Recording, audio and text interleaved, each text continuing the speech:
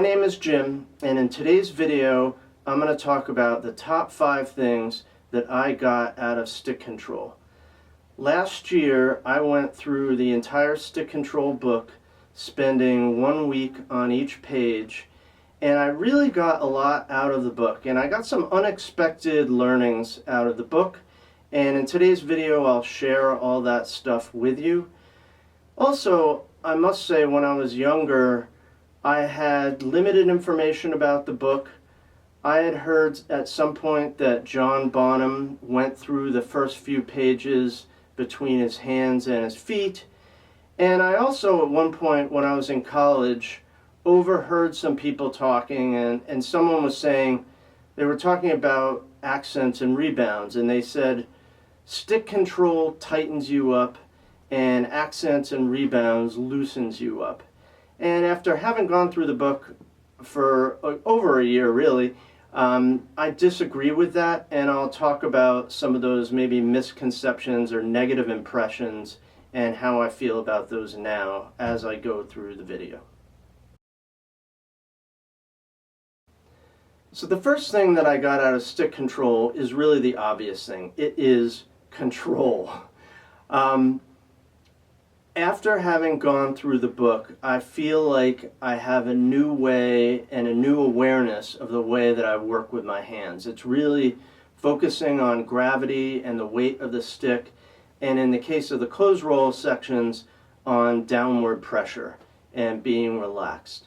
So I really think I've gained a lot out of the book. Some of the things that I've noticed, I've had a rehearsal where I was playing ghost notes early on in the book, and I've really heard that my ghost notes were more articulate as we were playing a particular song. I had an example where it was the beginning of a gig and a song where I might tense up because it's a really fast, snappy song, and I became aware of some tension in my hands, and I was able to adjust and not tense up.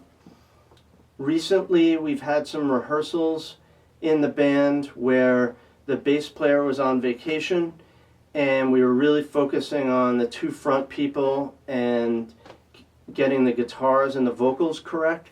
And during those rehearsals, I've been playing quieter, and I felt like I'm able to get the energy of the songs but keep the volume down.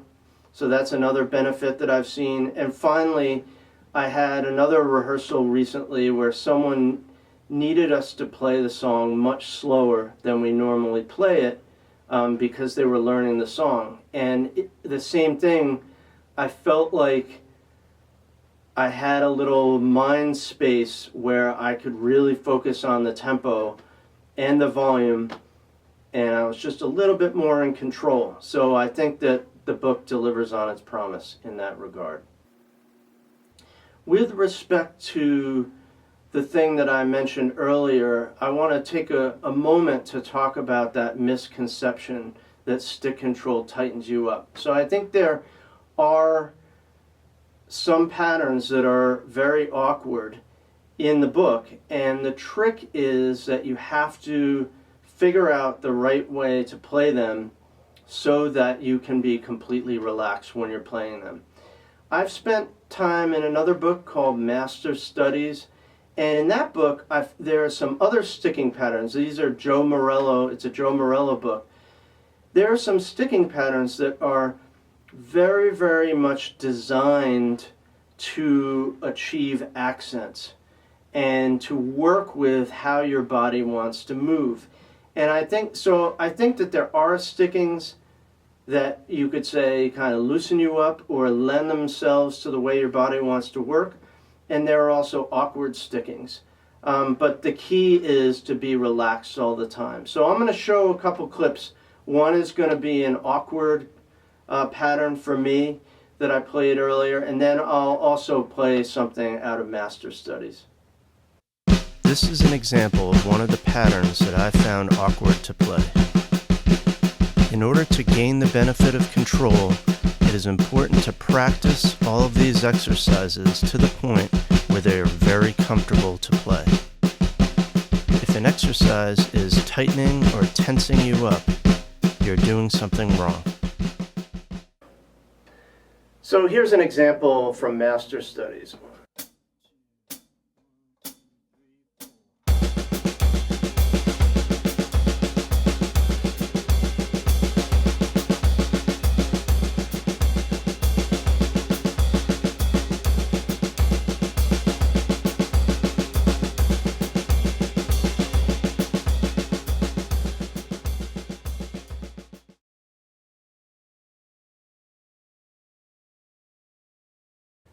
So the second thing I got out of stick control relates to closed roll classical playing. And specifically what I got out of it, which may be obvious to other people but wasn't obvious to me, was the relationship between open roll rudiments and closed roll figures. And so you could have something where you're playing a double stroke roll, a figure kind of like this.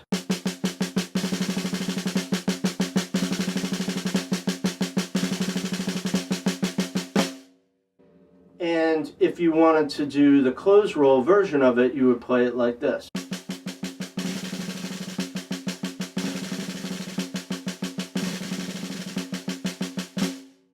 And the real thing that may seem obvious is for each double, you're just substituting a buzz. But I had never been exposed to that before. And in combination with subdivisions, and I'll touch on this a little bit later in the video, I think that this is a really powerful concept for making very predictable rolls in your playing. And you might say, hey, I'm a rock and roll player and I never do buzz rolls, and why do I even need this, right? The argument back to you would be that at a minimum, if you work on these things, you will be training your attention to your hands and your focus and the nuance in your playing. And even if you never play a buzz roll again, it will come out as you will be more aware of what the hell you're doing in the middle of a song. So that's my comment back. That's benefit number 2. So the third thing that I took away from stick control was interesting rhythms. In fact, this was one of the most surprising things about the book for me. In particular, stick control goes through subdivisions of 5 and 7 and multiples of those to get 10 and 14.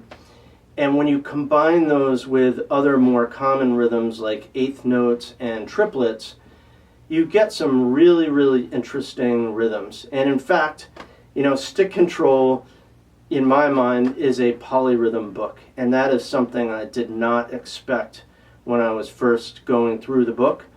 You really go through all the subdivisions. And I will demonstrate that now, what I'm talking about when I talk about the different subdivisions.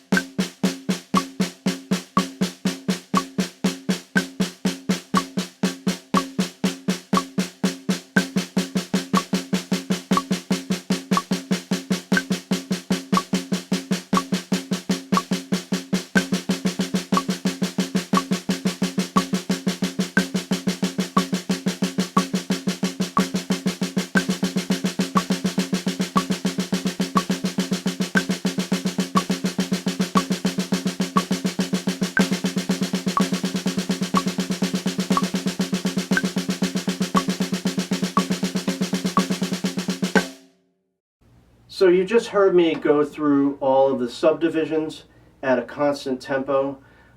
My suspicion is that the real intention behind going through all the subdivisions was again geared towards classical playing. So what I'll do now is I'll play the same figure but at 2 very different tempos and using 2 different subdivisions to show you what I mean. 1, 2, ready, and...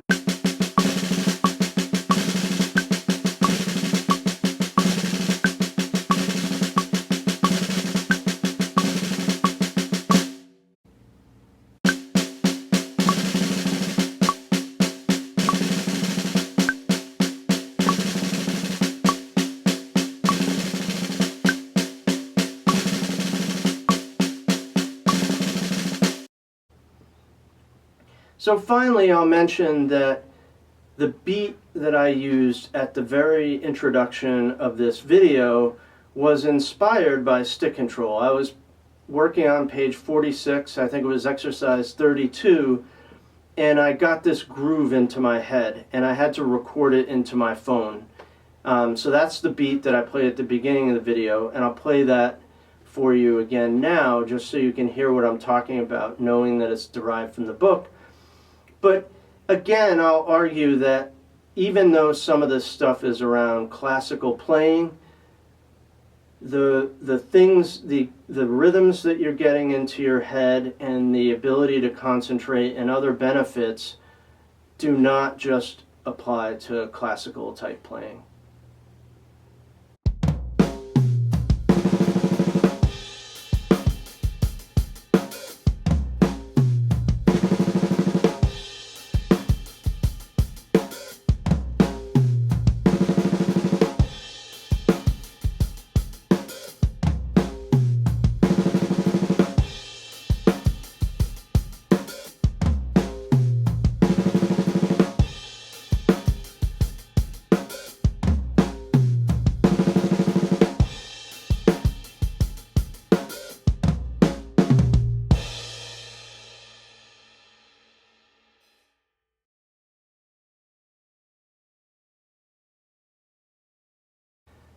So the fourth benefit that I got from stick control is a stronger and faster weak hand, which in my case is my left hand, my non-dominant hand. So for me, going through the book made a huge difference. And this is something that you would just generally expect, that you're going to be faster and stronger on both hands. If you think about how much repetition you've got going on here, there are 41 pages in the book. You spend 24 minutes per day times 7 days a week. It works out to be 6,888 minutes, which rounds out to be about 5 days continuous practicing, continuous playing. And in fact, for me, it was a lot more than that, because for the first 4 pages, 5, 6, 7, and 8, I would, after I was done learning the page for a week, I would then spend some time, a couple days, trying to run the entire page without stopping. And that's something that I definitely recommend to get some more of those awkward transitionary patterns into your muscle memory. So in order to demonstrate the improvement in my left hand, I'll just say that sometime after finishing the book, I was sitting down on my little jazzette kit, and I just started playing a beat. And I'll play that for you. It's really nothing special. It's just doubles between my left hand and my bass drum. But I'm convinced that had I not gone through stick control, I never would have ever played this beat. It's almost as if there was a facility that I now had that allowed me to just allow this beat to come out that I really don't think would have been there before had I not spent so much time playing my doubles.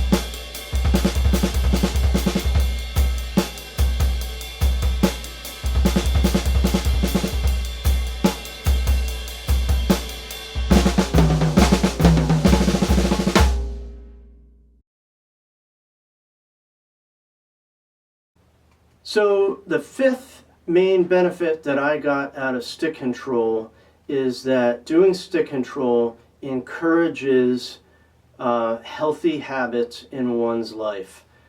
Stick control is a movement-based, mentally challenging activity, and I found that really, really beneficial to have something to do every day that fits that category. We all know that there are healthy habits and there are unhealthy habits. No matter what time you do it every day, you could choose to zone out, sit on a couch and look at a screen or something like that. Or you could decide to do some movement-based, mentally challenging activity. And I think doing that every day and working those muscles is really, really beneficial. I also found that stick control is really, really good for mindfulness. In order to do the exercise as well, you really need to be present and awake and aware of what's going on with your body. So working those muscles every day is really, really helpful. So that was the final benefit that I got out of it. And I hope that you try it and you get that too. So if you've made it this far in the video, I want to thank you very, very much for watching. I hope that you enjoyed the video and got some value out of it, and I hope that you get some value out of stick control or whatever else you decide to do. So thank you very, very much for watching, and you have a good day.